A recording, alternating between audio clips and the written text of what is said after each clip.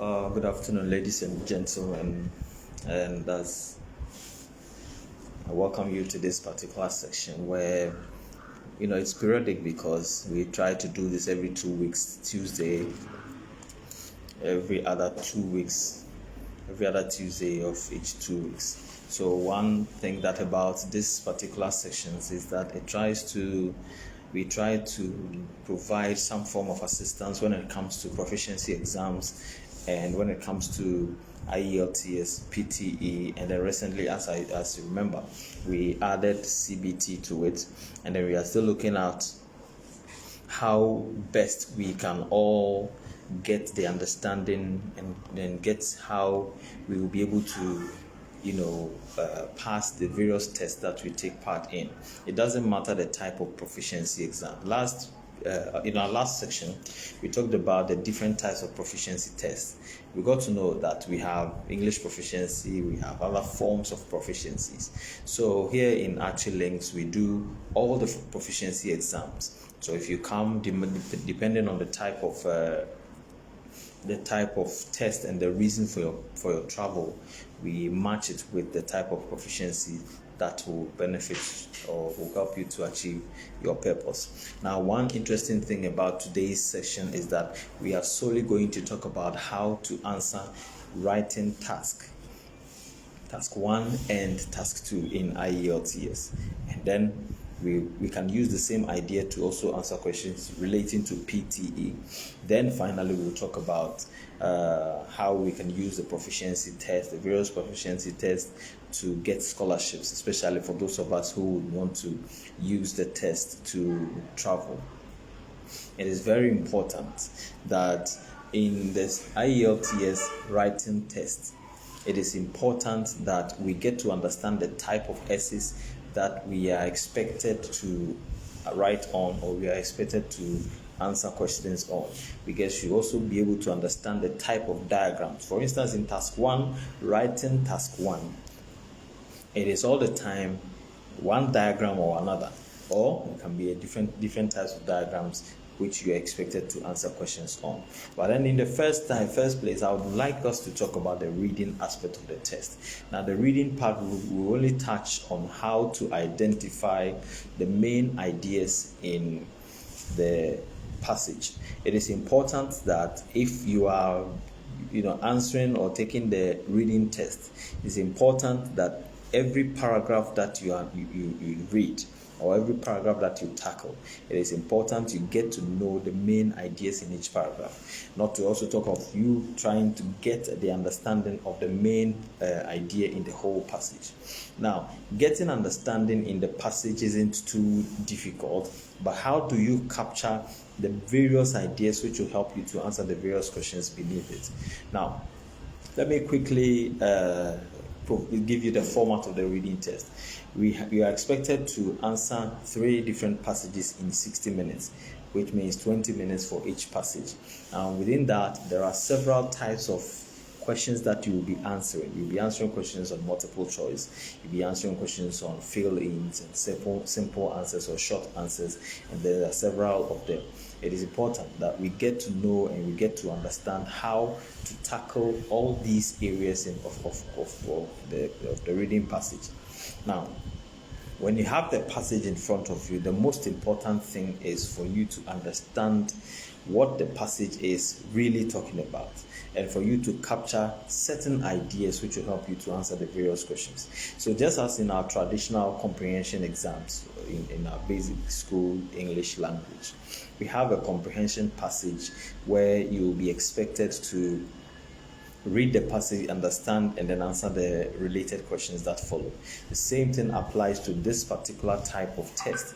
In this case, you are expected to read the passage, get the understanding from the passage, and then use it to answer different types of tasks when it comes to questionings. As I said, you can have questions on multiple choice, you can have questions on fill-ins, you can have questions on a table, you can have a table where you're expected to provide answers in there based on the ideas that you capture from the passage. Now, how do you get the ideas from the passage? It's important that most of us are not very fast readers, and then the time is also limited. Therefore, you cannot decide to read everything. By the time you read the whole paragraph, the whole four or the first four paragraphs, you may as well have forgotten the information in the first one.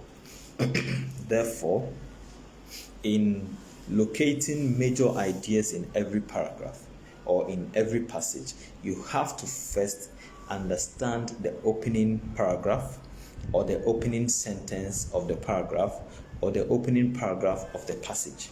So there are two things here. If you want to understand the whole passage, you want to capture the main ideas in the whole passage, first you must read the opening paragraph of the passage. Then you go down to read the closing paragraph of the passage. That is to say, read the introduction and then read the conclusion.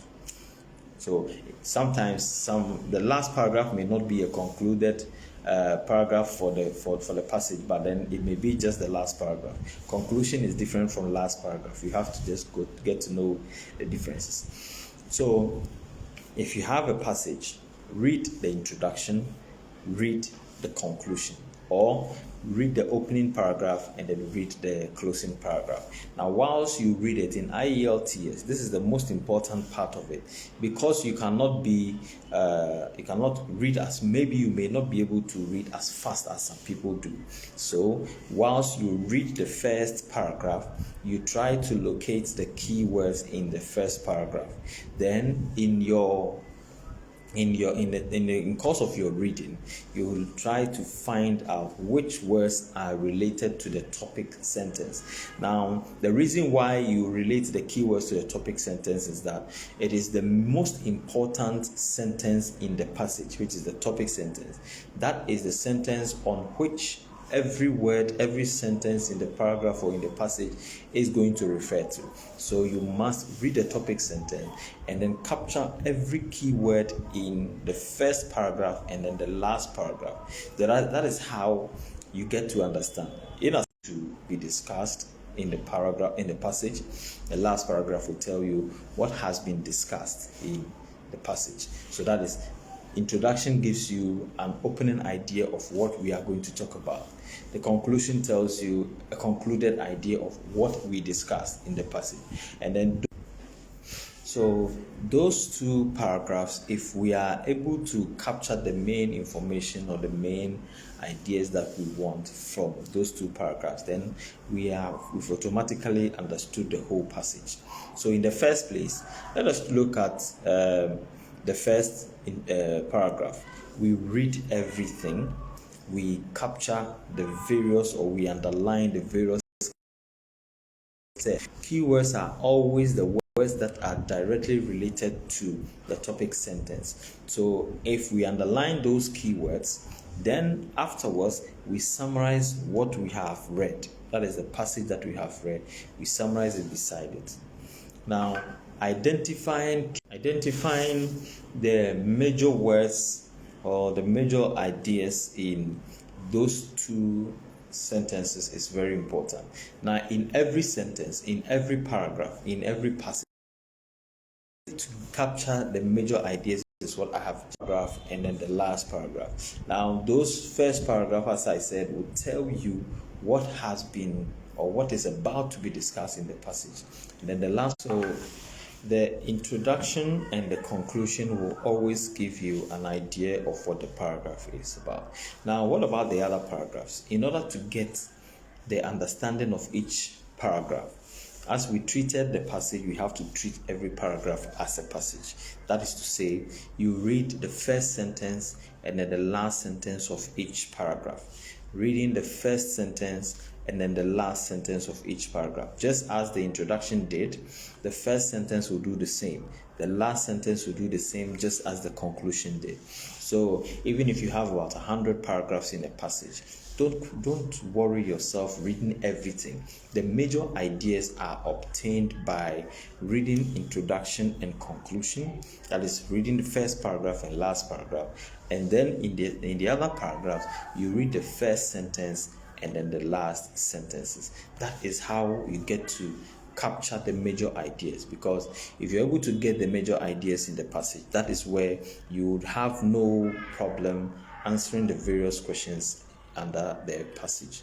And it's important that you actually have to understand what the passage is about. You actually have to know certain things about the passage, certain most important ideas in the passage, which will help you to answer questions like matching paragraphs, true, false, and not given, fill-ins, and short answers. These are the techniques that you can put across, you can adapt in order to be able to get the ideas that you need to answer the various paragraphs. Now, the next thing that I want to talk about is task 2, that is writing task 2.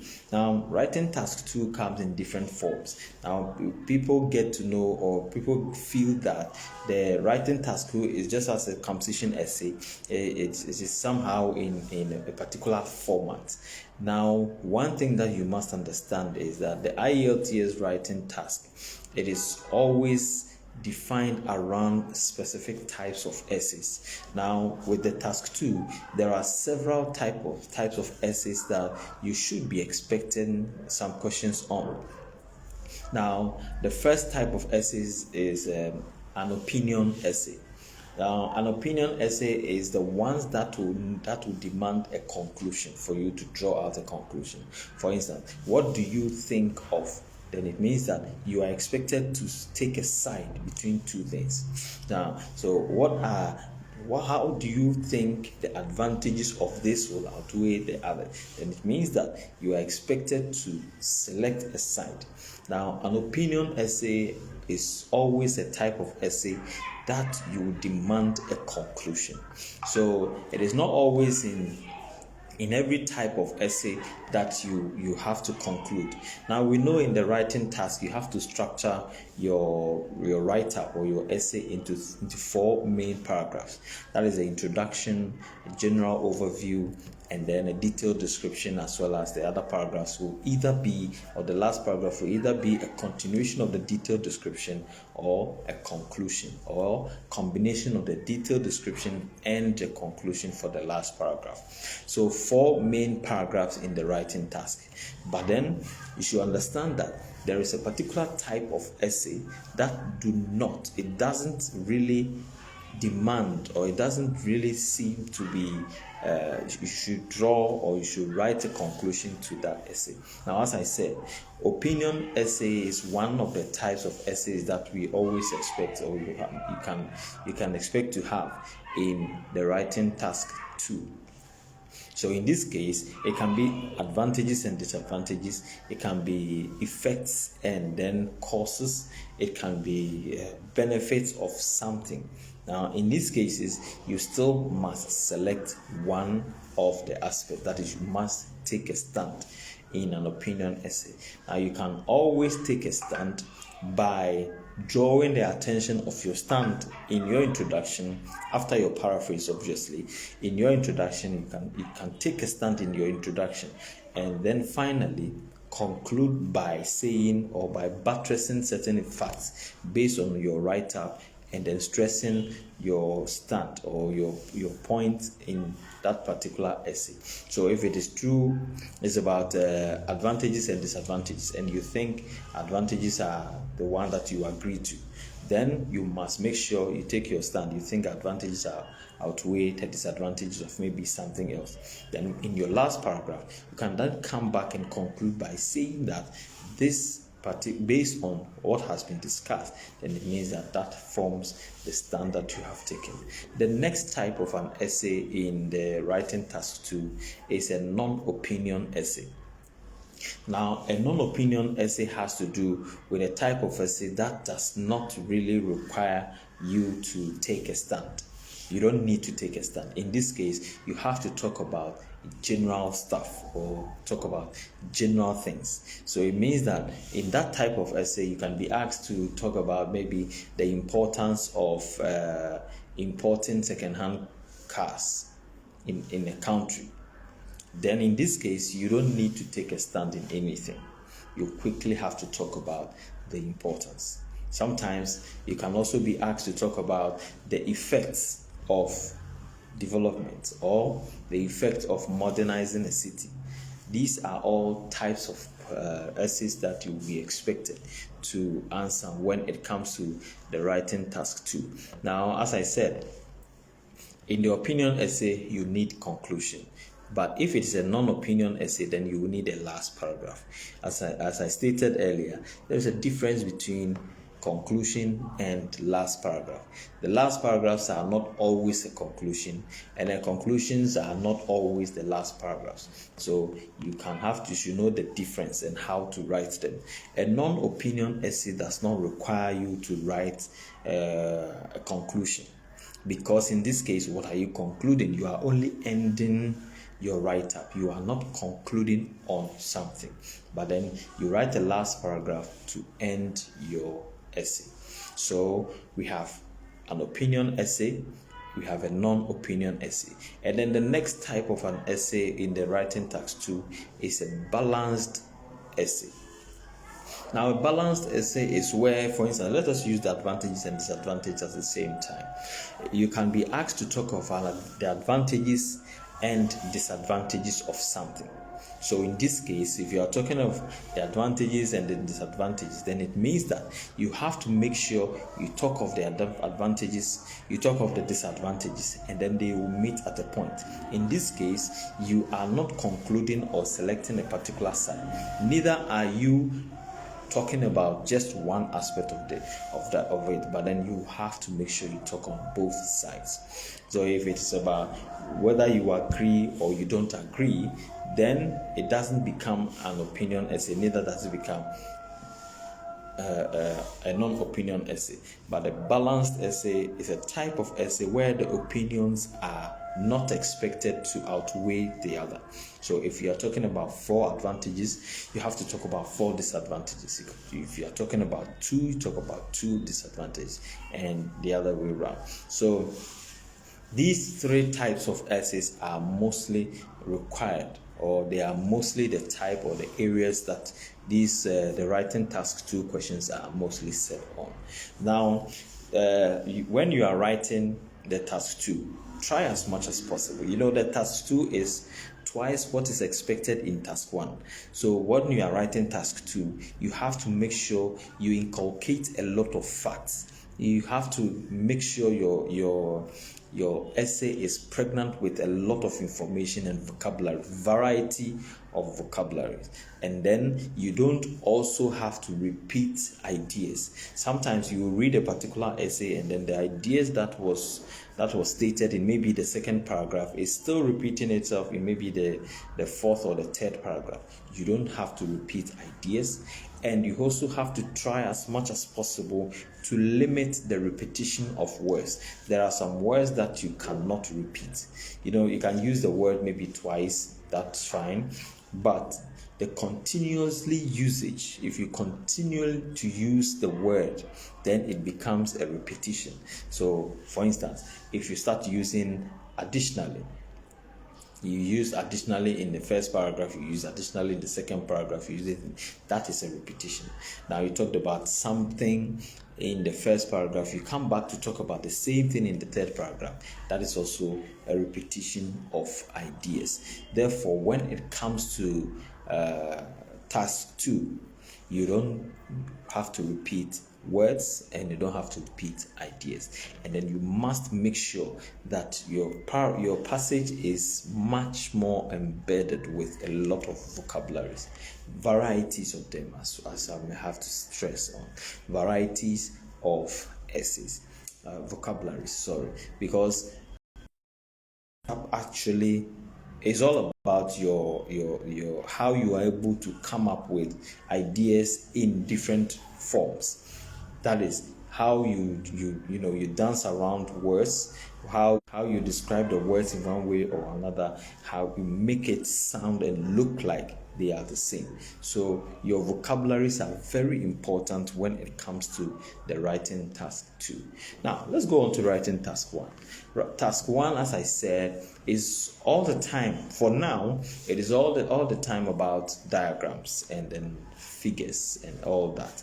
Now there are several types or different types of diagrams that we have to expect. Now I'll mention some of them.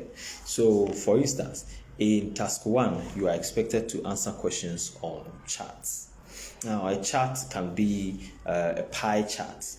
This is also a chart. You are also expected to answer questions on diagrams in relation to graphs. A graph can also be a column graph. It can be a bar graph. It can even be a line graph. That is also one type of diagram that you are expected in writing task 1 in IELTS. Now, the other type of diagram is table. You can have a table, and then you'll be expected to look at the various information in the table and use it to write your essay. Then you're also expected to answer questions in relation to maps. Now, sometimes a map is a geographical cover of an area, so definitely it can have, the map of an area, maybe having a particular type or kinds of changes in them and all of that. And then one other diagram that you also can have questions on is process. Now, process, mostly I explain process as the means by which something occurs, or the stages that something goes through to become something.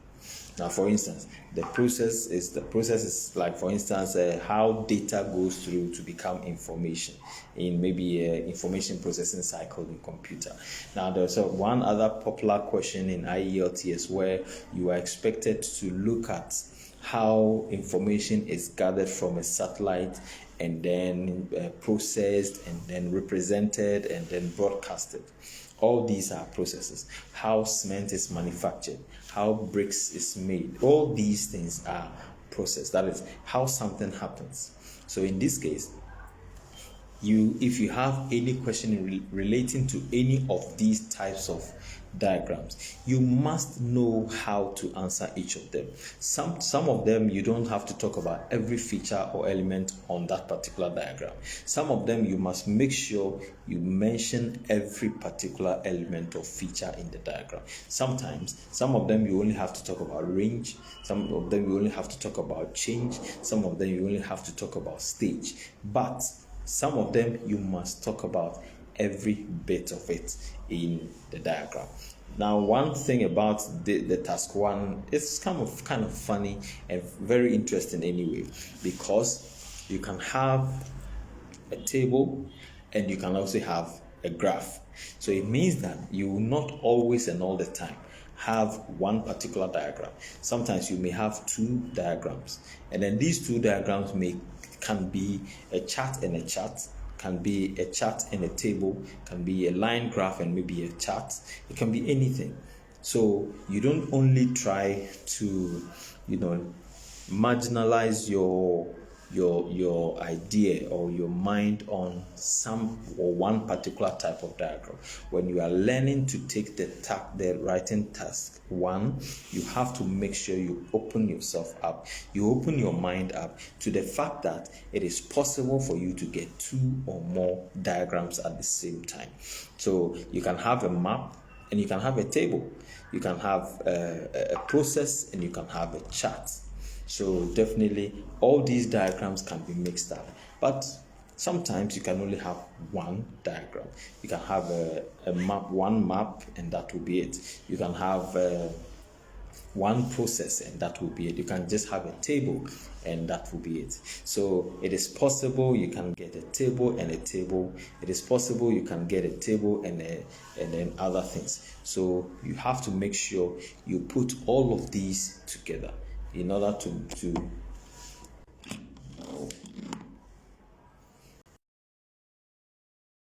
the kind of representation that they really look out for from you.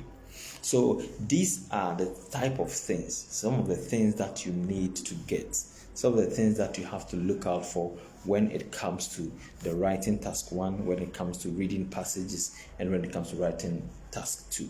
Now, finally, I would want to talk about proficiency tests and scholarships. Scholarships are something anytime I hear scholarship, the word scholarship, I smile in my head because it reduces a lot of financial burden on the student mostly. So I just smile in my head because I wish everybody can get a scholarship, at least to reduce that kind of financial burden. Now, sometimes the type of proficiency exams that you write will draw or will help you to achieve or get a particular award for a scholarship. Sometimes the type of proficiency exams that you write will only facilitate and enhance your admission. So whenever you want to take a particular proficiency test, you must first look at the requirement of the awarding institution for the scholarship, or look at the requirements that is needed for a student to be able to achieve the scholarship. Sometimes they define the number, the score that you're expected to get in that particular proficiency. If it is GRE, you're expected to get a particular score in order to qualify for a scholarship. And then if it is GMAT, the same thing. If it is SAT, the same thing. So anytime that you have, or anytime you are applying for a school and you think you will need a scholarship, you have to also look at the requirements, because the requirements will not most of the time define the type of proficiency exams that you have to write. And then in that regard, you have to also prepare yourself to get or to meet that particular score that is defined. If it is the IELTS, they can define that before you can get, or they can award you this scholarship, you must get a total band score of 8.0, or total band score is 7.5 or 7.0, and maybe individual scores, the minimum should be 7.0. They can just define it like that. In this case, you have to make sure your attention is drawn on that particular target. In this case, you have to look at your preparation, everything that you do. You must gather yourself, organize yourself such that whatever that you are preparing towards will meet up that particular requirement.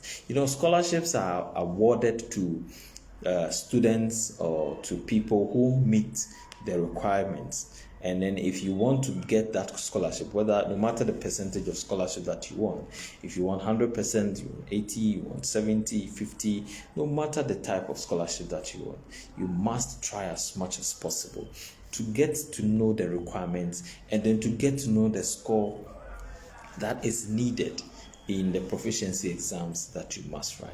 And that will help you, or that will provide that platform for you to be able to pass and get the scholarship that you need. As I stated, sometimes it is not always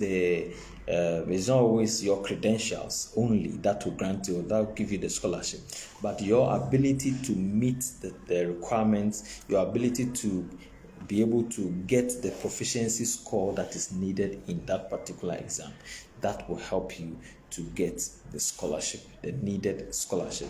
As I said, I always smile in my head when I hear scholarships, because the burdens are too much, and then the moment a scholarship is introduced into your tuition, definitely it frees a little or reduces that kind of financial stress. So as I stated, it's very important that if you are applying for a school and you think scholarships or you require scholarship, you must first look at the requirements, and then you prepare yourself. If there is a proficiency exam that you must write, you prepare yourself to take that test. All the time, in any scholarship requirement where a proficiency test is attached to, you should be able to know that they always define a particular score that you must get for you to be able to take part in, or for you to be able to qualify for that scholarship. So once that particular score is defined and you meet up to it, and it means you have qualified. So every scholarship is not definite. You don't say that I want to apply for a school in Canada and I want scholarship. Yes, everybody wants scholarship, but you have to come look at the requirements and prepare yourself to meet those requirements, and those are the ones that will help you to get the scholarship. And that is the reason why when you come here at Achilinks, we will provide you with all this information. We'll sit you down, we'll look at your credentials that you have, and then if there is a proficiency score attached to that particular requirement, we will take you through the tutorials. If it is GRE, if it's GMAT, SAT, if it's IELTS, PTE, any test that is required, we will take you through the process, take you through tutorials, and then once we set the target with you, we set the target, we look at the requirements, and we set our target. So it means that you are going to prepare to get that particular or to meet that target, and we are also going to prepare ourselves to meet that particular target, and that will help us to help you, and then that will help us to together we can assist for you to meet your travel purpose. It is important that anytime you walk into a consultancy, a travel consultancy, the purpose for which you are traveling must be met. So you always will definitely meet the purpose for which you are traveling whenever you come here at Achilinks. Now, thank you very much for today, and I know today's discussion has been very helpful, since we talked about locating main ideas in a passage, in a reading test, and then when we also talked about the types of essays that we will be expecting to meet, where we talked about the opinion, non-opinion, and balanced in task 2 of the writing test in IELTS. And then we talked about the types of diagrams, where we have several types of diagrams, of which we can get 2 or more diagrams in task 1. We can even also have 1.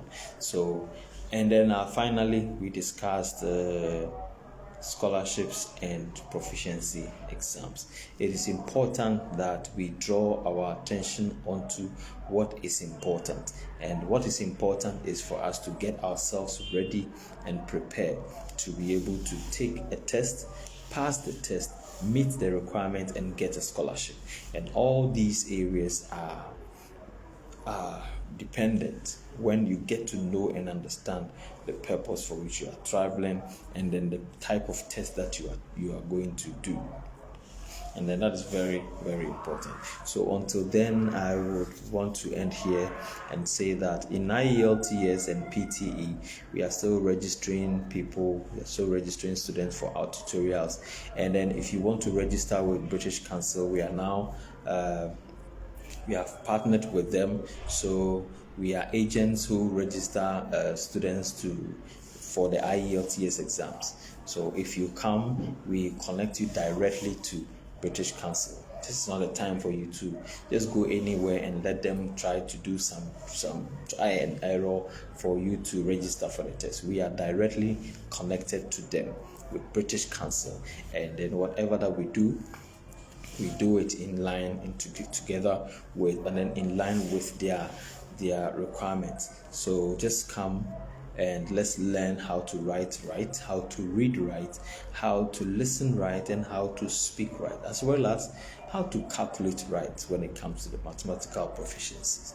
Have a wonderful week, and I hope to come your way next 2 weeks Tuesday with a lot of facts and information.